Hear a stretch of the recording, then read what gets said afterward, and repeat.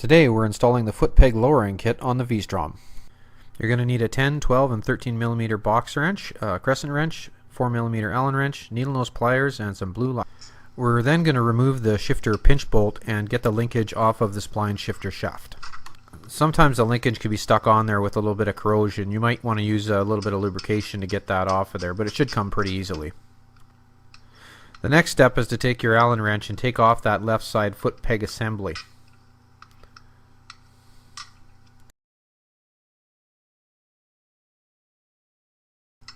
Once you have the foot peg and linkage assembly off of there, you're going to disassemble the original linkage and get set to put on the new extended linkage. Before we do that though, we're going to take the foot peg lowering plate and install that on the V-Strom. You're going to take the flush mount hex bolts and put them into the countersunk side of the new extension plate. Put your washers on, a little bit of blue Loctite, and then we're going to put our acorn nuts on, tightening up with a crescent wrench and your hex key on the back side.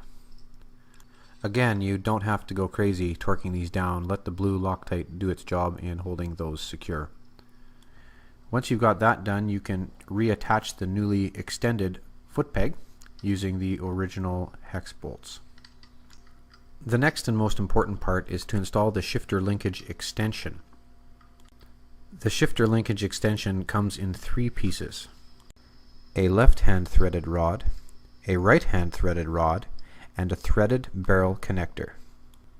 There are also 2 jam nuts provided. One goes at each end of the threaded barrel extension.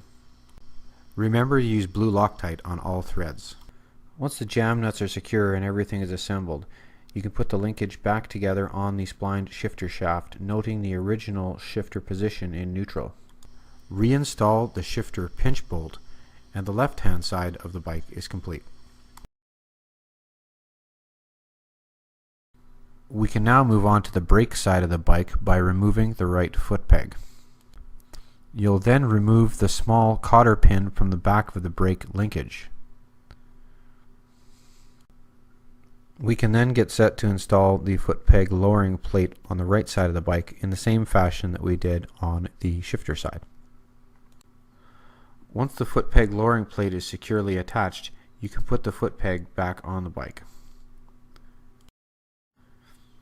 Now the next step is going to be to attach the brake linkage extender.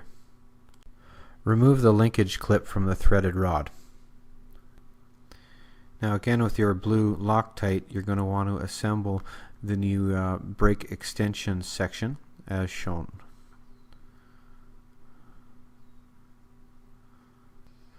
Once this is done, you can put the new extension section on the threaded rod again, and using the new cotter pin provided, attach the linkage clip to the brake lever. Once that's done, the only thing left to do is to tighten down the jam nut above the extension